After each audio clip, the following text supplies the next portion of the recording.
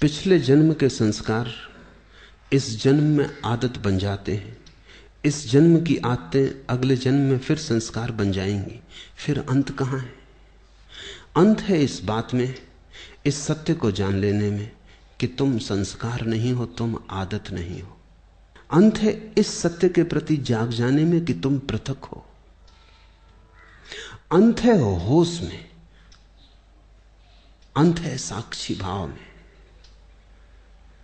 निश्चित ही तुमने कल भी क्रोध किया था, परसों भी क्रोध किया था, आदत बन गई।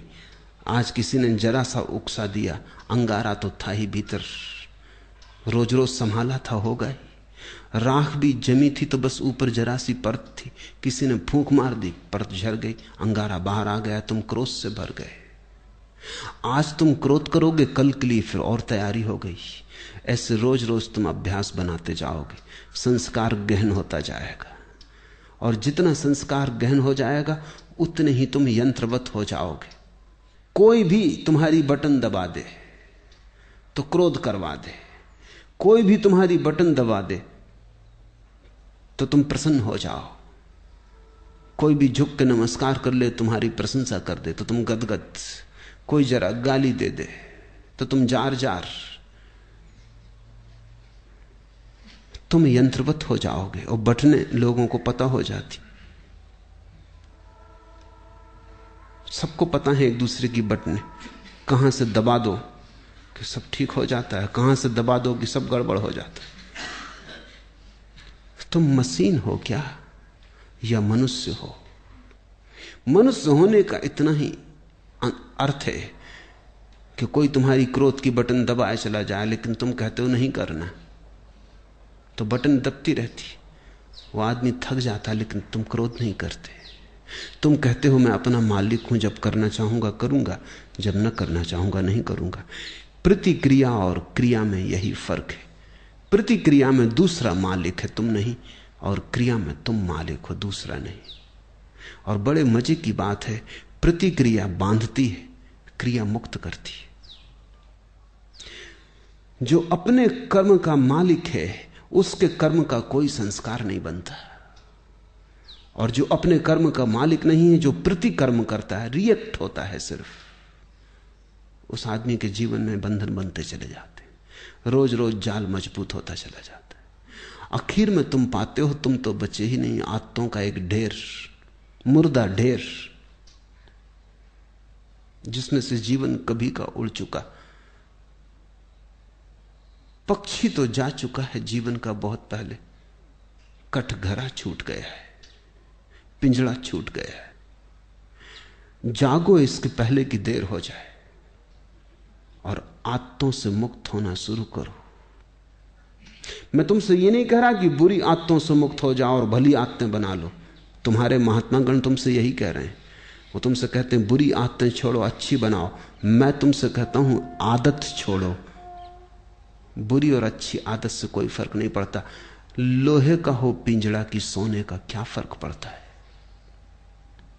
एक आदमी को सिगरेट पीने की आदत है, सारी दुनिया बुरी कहती। दूसरे को माला फेरने की आदत है, सारी दुनिया अच्छा कहती। जो सिगरेट पीता है वो अगर न पिए तो मुसीबत मालूम होती, जो माला फेरता अगर न फेरने दो तो मुसीबत मालूम होती। दोनों गुलाम हैं। एक को उठते ही से सिगरेट चाहिए, दूसरे को उठते ही से माला चाहिए। माला वाले को माला ना मिले तो माला की तलफ लगती,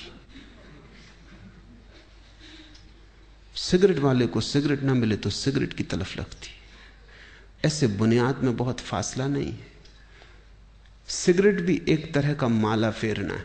धुआं भीतर ले गए बाहर ले गए, भीतर ले गए बाहर ले, मन के फिरा रहे हैं बाहर भीतर।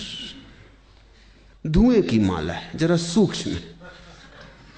कोई अपना कंकड़ पत्थर की फेर रहा है, जरा स्थूल है।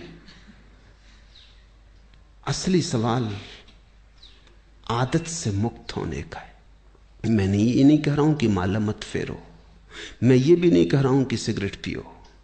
मैं ये कह रहा हूं कि तुम मालिक रहो। कोई आदत ऐसी ना हो जाए कि मालिक बन जाए। कोई आदत, मंदिर जाने की आदत भी मालिक ना हो जाए, ध्यान करने की आदत भी मालिक ना हो जाए। मालिक तुम ही रहो। मालकियत बचा के आदत का उपयोग कर लेना, यही साधना है। मालकियत खो दी और आदत सवार हो गई तो तुम यंत्रवत हो गए, तब तुम्हारा जीवन मूर्छित है। ऐसे लोग हैं जो मेरे पास आके कहते हैं कि अगर पूजा ना करें रोज तो बेचैनी लगती। वो सोचते हैं कि बड़ी धार्मिक घटना घट गई उनके जीवन। मैं उनसे पूछता हूं पूजा करने से कुछ आनंद मिलता है? वो कहते हैं आनंद तो कुछ नहीं मिलता, लेकिन ना करें तो बेचैनी लगती। यही तो सिगरेट पीने वाला कहता है। वो कहता है कि उससे पूछो कुछ आनंद मिलता? वो कहता है आनंद क्या रखा है, आनंद तो कुछ नहीं मिलता, कभी कभी खांसी जरूर आती, आनंद तो कुछ भी नहीं मिलता। लेकिन ना पियो तो बेचैनी मालूम होती।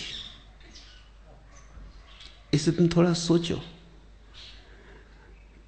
इसी को मैं यंत्र हो जाना कहता हूं कि जिससे कुछ भी नहीं मिलता है, उससे भी न करने पर बेचैनी मालूम होती।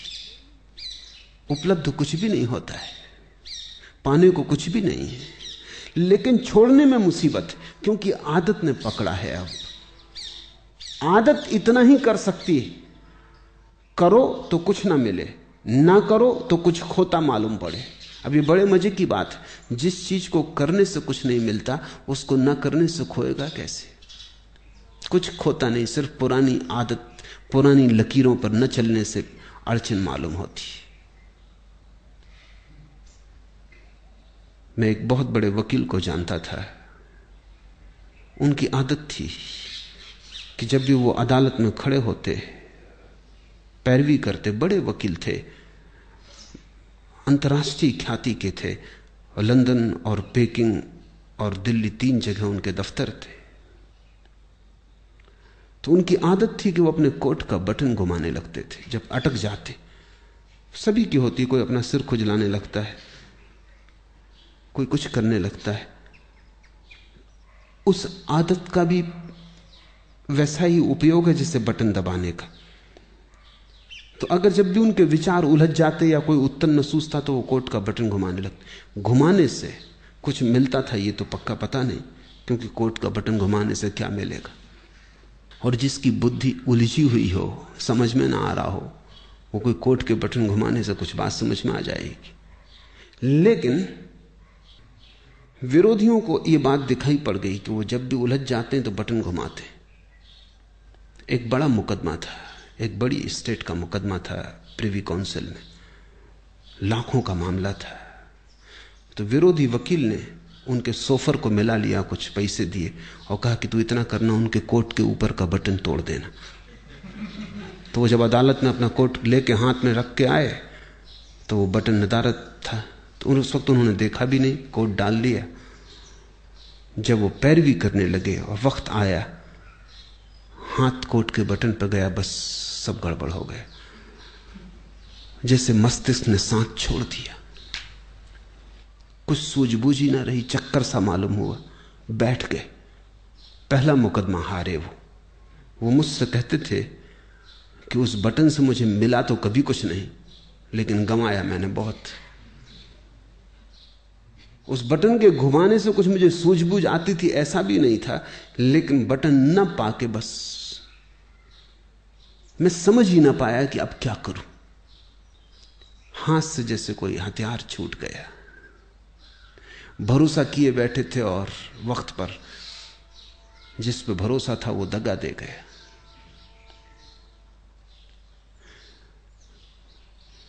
जिनको तुम आदतें कहते हो, बुरी हो या भली, इससे कोई भेद नहीं पड़ता।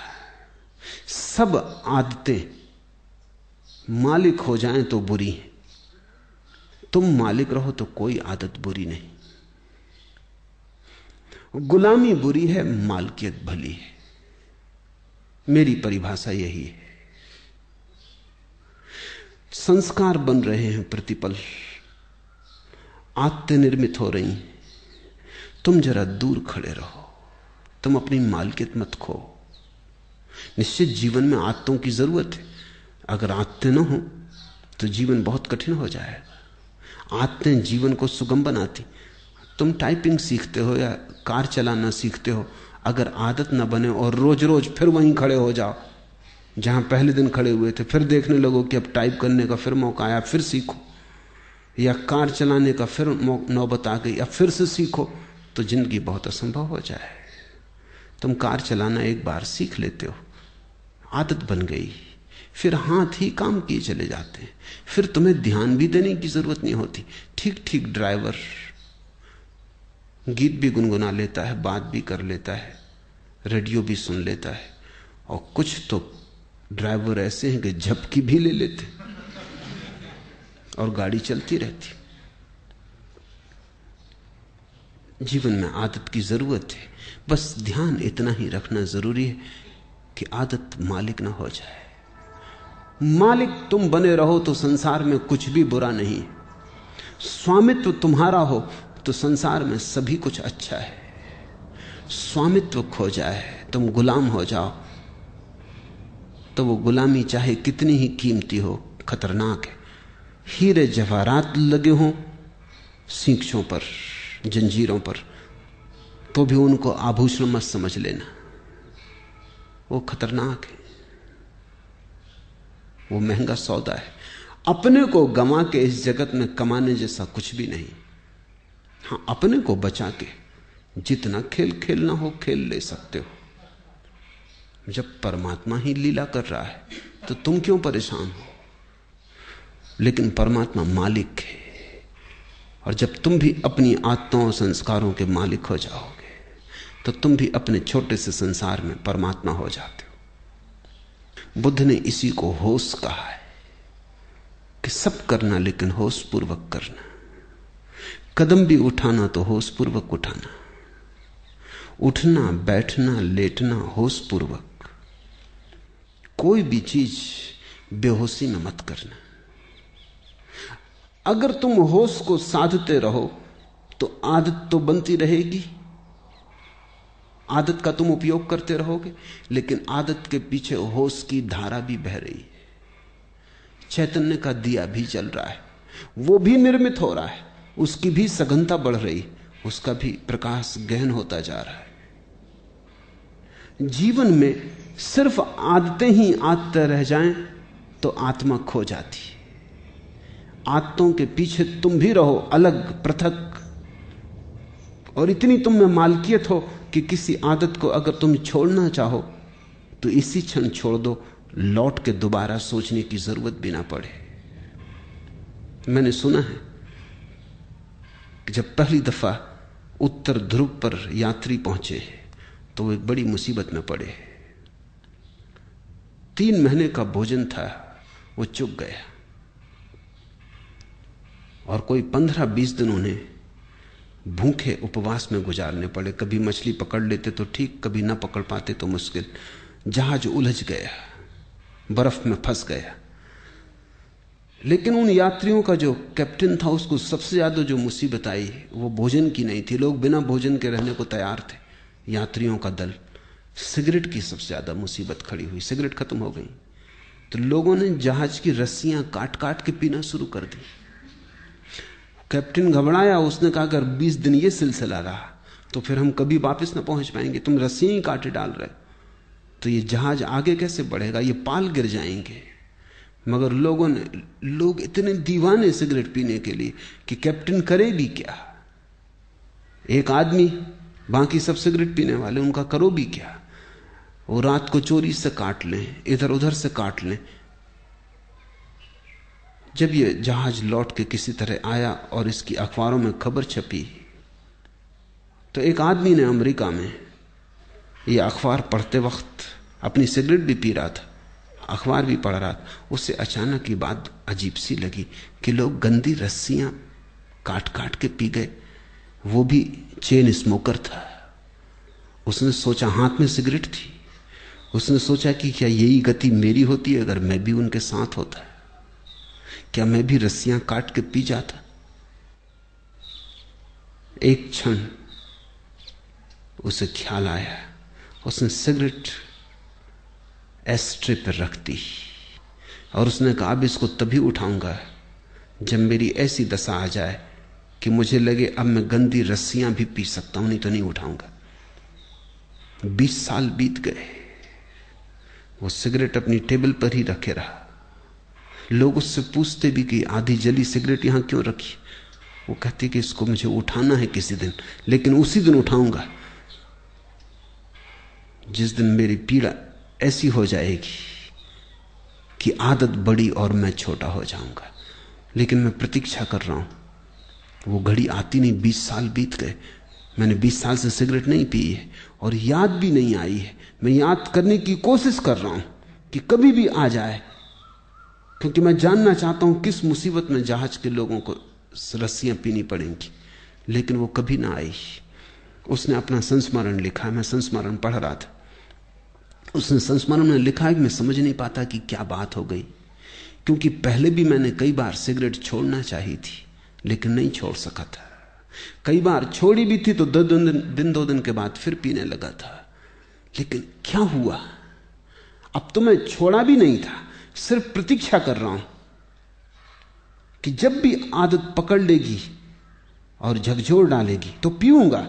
लेकिन मैं सिर्फ ये जानना चाहता हूं कि मैं भी उस जहाज में अगर होता तो क्या मैंने रस्सियां पी होती। 20 साल से आदत आई नहीं। मेरी समझ में नहीं आता कि हुआ क्या। उसकी समझ में नहीं आ रहा, क्योंकि उसे ध्यान का कुछ पता नहीं, होश का कुछ पता नहीं। इसने छोड़ी नहीं है सिगरेट, छूट गई होश के कारण, क्योंकि वो एक ही होश साधे हुए कि जब इतने जोर से तलफ पकड़ेगी कि मैं रस्सियां पी लेता तभी पीऊंगा। लेकिन उस होश के कारण तलफ नहीं पकड़ती। होश हो तो तलफ पकड़ती ही नहीं। अब उसे कोई होश को जानने वाला मिले तो उसे उत्तर मिले, लेकिन अनजाने उसने होश साध लिया है। तुमसे मैं कहता हूं, जो जो आदत तुम्हें पकड़े हो, जबरदस्ती पकड़े हो, उसके प्रति होश साधना। मैं तुमसे नहीं कहता सिगरेट पीना छोड़ो, मैं कहता हूं होश पूर्वक पियो। मैं तो यहां आश्रम में एक कमरा बनवाने जा रहा हूं जहां होश पूर्वक सिगरेट पीने वालों को सुविधा होगी कि वो जाके वहां सिगरेट जरूर पिए, लेकिन जितनी देर पिए उतनी देर ध्यान रखें। एक क्षण को भी बेहोशी में न पिए बस। फिर अगर पीना हो तो मजे से पिए, कोई हर्जा नहीं। लेकिन मैं जानता हूं अगर होश सध जाए तो ऐसी मूढ़ता कौन करेगा। ऐसी मूढ़ता तो बेहोशी में ही होती है। तो मैं तुमसे कुछ भी छोड़ने को नहीं कहता, क्योंकि मैं जानता हूं छोड़ने से कभी कोई छोड़ नहीं पाया। मैं तुमसे केवल होश साधने को कहता हूं, क्योंकि मैं जानता हूं होश साधने से जो भी व्यर्थ है अपने आप छूट जाता है और जो सार्थक है बच रहता है। होश आध्यात्मिक जीवन की आखिरी कीमिया है, अल्केमी है, वो रसायन है। उसके अतिरिक्त सब विस्तार की बातें हैं। आज इतना ही।